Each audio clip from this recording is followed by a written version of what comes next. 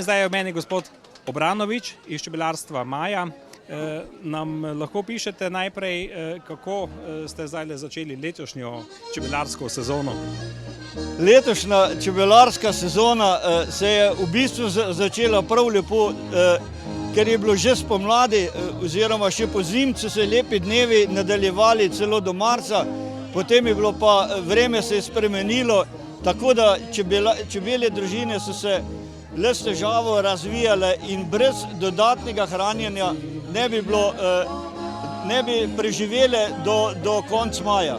Tako da smo čebelarji po celi Sloveniji prav razočarani nad letošnjo spomladjo, kar se narave tiče. Drugače čebelje družine so močne, nimajo pa kaj nabirati, ker je suša res suša na sadnem drevju, na javorjih, na akaciji neznosne, tako da čebele ne nabirajo niti za svoj obstoj. Kljub vsemu pa vam dobrega medu ne zmanjka?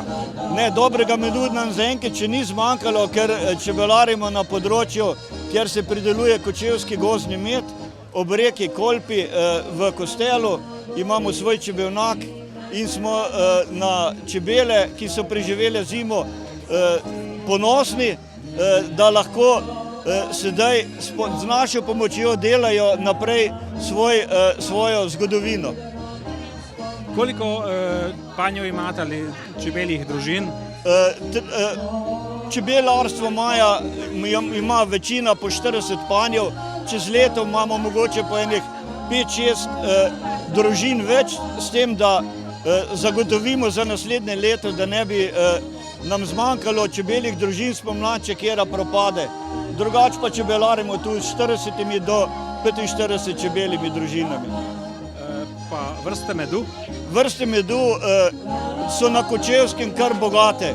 Od spomladi javorja, potem že imamo zgodaj spomladi tudi v Kostelu je dovolj resno, tako da se čebelje družine razvijajo. Potem imamo gozdni med za javorjem. Nasledi, če je lepo vreme oziroma ugodno vreme, če je dovolj vlage, se razvijajo tudi uši na smreke, da dobimo smrekov med. Potem je na vrsti lipa, ker v okolici Kočevja so velika pasišča lipe, tu dobimo lipomed in na koncu sezone, če je tudi vreme ugodno in se vse izteče, je še hojin med.